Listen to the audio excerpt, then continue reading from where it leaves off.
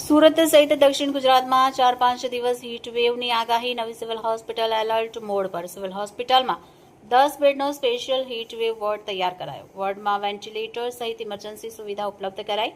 OPD અને ઇમરજન્સીમાં 15થી વધુ ખુલ્લા મુકાયા.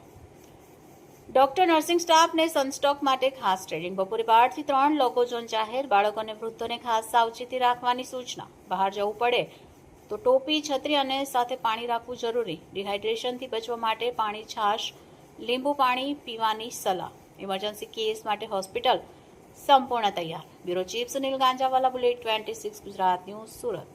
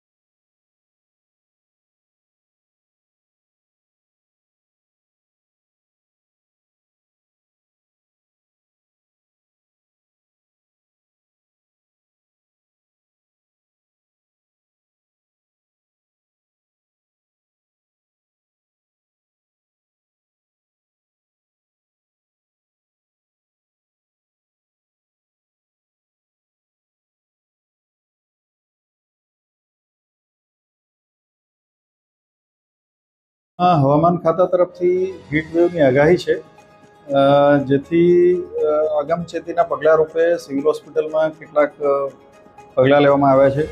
ડૉક્ટર અને નર્સિંગ સ્ટાફોની હીટ વેવના પેશન્ટ આવે તો કઈ રીતે એને સંભાળવું કે કેર કરવી તે અંગેની ટ્રેનિંગ આપવામાં આવી હતી. કેઝ્યુઅલ્ટીમાં પણ એ માટેની વ્યવસ્થા કરવામાં આવી છે અને એક 10 બેડનો વોર્ડ પણ બનાવવામાં આવ્યો છે. ચોથા માળે કિડની બિલ્ડિંગમાં બનાવવામાં આવ્યો છે, જ્યાં વેન્ટિલેટર સહિતની તમામ સુવિધાઓ ઉપલબ્ધ છે. અને પ્રજાજનોને ખાસ તો એ સંદેશો છે કે અત્યારે હીટ વેવ દરમિયાન 12 થી 4 દરમિયાન ખૂબ જ એટલે સૂર્યના કિરણો સીધા પડતા હોય અને ખૂબ ગરમી લાગતી હોય તો એ સંજોગોમાં હીટ વેવની શક્યતા વધારે હોય છે. અને પર્ટિક્યુલરલી ખાસ કરીને વૃદ્ધો, બચ્ચાઓ અને પ્રેગ્નન્ટ લેડી આ સમય દરમિયાન બને ત્યાં સુધી બહાર ન નીકળે એવું સૂચન છે.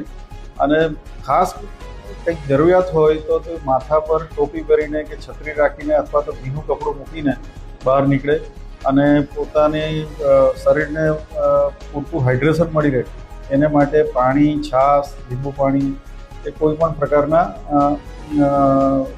નાળિયેર પાણી કે એવા પીણાઓ લેવું જોઈએ, પૂરતા પ્રમાણમાં લેવું જોઈએ, જેથી કરીને એનું હાઇડ્રેશન મેન્ટેન થાય.